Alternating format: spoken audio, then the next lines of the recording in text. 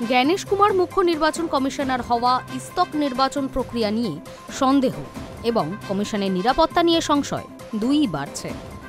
অন্তত বিরোধী শিবির নিশ্চিত যে নির্বাচন কমিশন আর স্বাধীন এবং নিরপেক্ষ নেই। ভোটের বাজারে তারা লেভেল প্লেইং ফিল্ড পাচ্ছে না।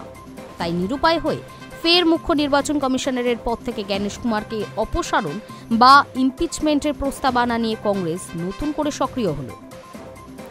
সূত্রের খবর, কংগ্রেস এই বিষয়ে বিরোধীদের ইন্ডিয়া মঞ্চের শরিক দলগুলির সঙ্গে আলাপ আলোচনা শুরু করেছে।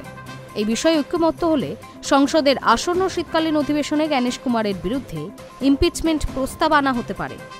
এই বিষয়ে একেবারে প্রাথমিক স্তরে ইন্ডিয়া জোটের শরিকদের সঙ্গে কংগ্রেস আলোচনা শুরু করেছে বলেই খবর।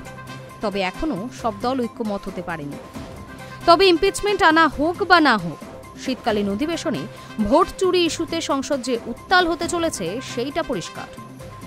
আগস্ট মাসে সংসদের বাদল অধিবেশনেই জ্ঞানেশ কুমারকে অপসারণের প্রস্তাব নিয়ে আলোচনা হয়েছিল, যদিও সেবার শেষ পর্যন্ত জ্ঞানেশের বিরুদ্ধে অপসারণ প্রস্তাব আনা হয়নি। কিন্তু তারপর বিহার নির্বাচনে ভরাডুবির পর কংগ্রেস এক প্রকার নিশ্চিত যে ভোট প্রক্রিয়ায় কোথাও গলদ রয়েছে, যা নিয়ে প্রকাশ্যে সরব একাধিক বিরোধী দল। এখন দেখার জ্ঞানেশের বিরুদ্ধে ইমপিচমেন্ট প্রস্তাবে বিরোধীরা একমত হয় কিনা। উল্লেখ্য, সংবিধানের ৩২৪-৫ অনুচ্ছেদ অনুযায়ী প্রধান নির্বাচন কমিশনারকে সরানো যায় সুপ্রিম কোর্টের বিচারপতিদের মতো একই প্রক্রিয়ায়, অর্থাৎ সংসদে ইমপিচমেন্ট প্রস্তাব পাশ করাতে হয়।